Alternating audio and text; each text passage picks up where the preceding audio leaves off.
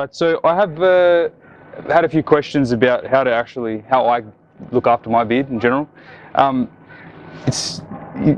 have comb and you have a brush, and essentially like you can start with either of the two, but I think normally I'd go with the brush first, only because it helps. It's a little bit smoother on the tangles and stuff for me anyway. It doesn't, when you brush your beard and you wake up in the morning, for example, you can have some like really crazy tangles happening. So you just get your brush.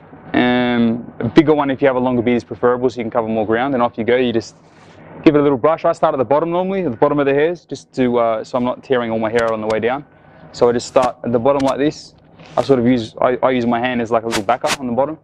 So you just sort of do that until that's all nice and sort of you're pretty happy with the smoothness. Then you make your way up. So you go a little bit higher next, and then you make your way through like so.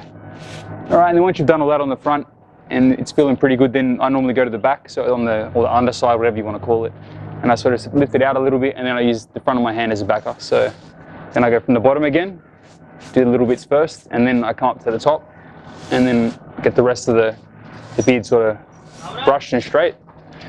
And then that's it. Once you've done that, you've done most of the work, and then you can then go to the comb. And the comb again, same deal. I just start at the bottom, give it a quick little comb, you know, front side, back side, and then you can do the full length once you've done all the. Just run it through.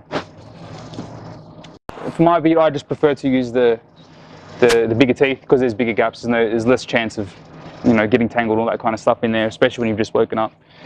Anyway, once all that's done, your beard's already looking pretty schmick. You're feeling good about life, but you want a bit of an extra touch of magic when you're walking down the street. You want to turn a couple of heads or whatever it is. So you get your beard oil happening. And let me just point out, like, this isn't, you know, Jack and the Beanstalk where you plant the magic beans and all of a sudden you're sprouting long bits of greenery out of your beard. It doesn't happen like that. You need to grow the beard first. Okay, but once you've actually achieved some facial hair, then what you can do is, I like to maintain it with a bit of beard oil, only because the natural oil that I get out of my skin doesn't go all the way down to the base of, you know, to the ends of my hairs or whatever. So it's very easy, especially with these bottles. It's made pretty easy. You don't have to pour it out. It's not very messy. It's quite clean. So you just get your little dropper in there, give it a couple of squirts, and get some magic earthy Jerusalem into you. And normally like a dime size is enough. You don't want to have like a really oily mess hanging up your face. You just want it to be nice, you know, with a really slight sheen, I guess is a good way to do it. And just need a couple of drops, not too many. The size of a dime is pretty good, or, you know, a small coin. And then what I do is I just rub it in my hands like so. And then because you've already brushed your beard, you can actually just use your fingers as sort of kind of like a comb, and you just sort of brush through your beard like that. Okay, so you're getting a few alternate areas.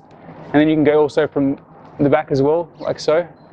It's like a big hand comb covered in Jerusalem juice. And then you just get in there with your hands, just rub it in there a little bit like that.